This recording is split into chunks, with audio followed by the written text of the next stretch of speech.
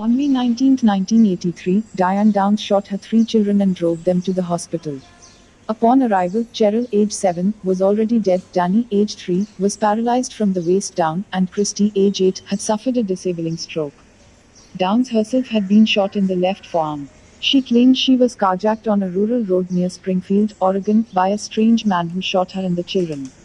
However, investigators and hospital workers became suspicious because they decided her manner was too calm for a person who had experienced such a traumatic event.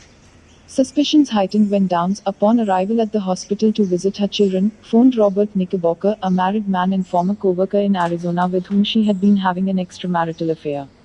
The forensic evidence did not match her story. There was no blood spatter on the driver's side of the car, nor was there any gunpowder residue on the driver's door or on the interior door panel.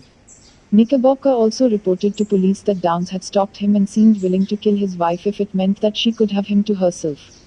Most damaging, witnesses saw her car being driven very slowly toward the hospital at an estimated speed of 5 to 7 mph, 8 to 11 km per hour, contradicting her claim that she drove to the hospital at high speed after the shooting.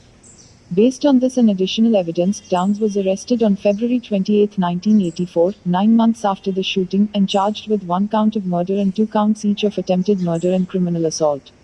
Prosecutors argued that Downs shot her children to be free of them so she could continue her affair with Knickerbocker, as she claimed that he let it be known that he did not want children in his life. Much of the case against her rested on the testimony of her surviving daughter, Christy, who, once she recovered her ability to speak, described how her mother shot all 3 children while parked at the side of the road and then shot herself in the arm. Christy was 8 years old at the time of the murder and 9 years old at the time of the trial. Downs was convicted on all charges on June 17, 1984, and sentenced to life in prison plus 50 years. She would have to serve 25 years before being considered for parole. Psychiatrists diagnosed her with narcissistic, histrionic, and antisocial personality disorders. Most of her sentences are to be served consecutively. The judge made it clear that he did not intend for Downs ever to be free again. She is still alive and in prison.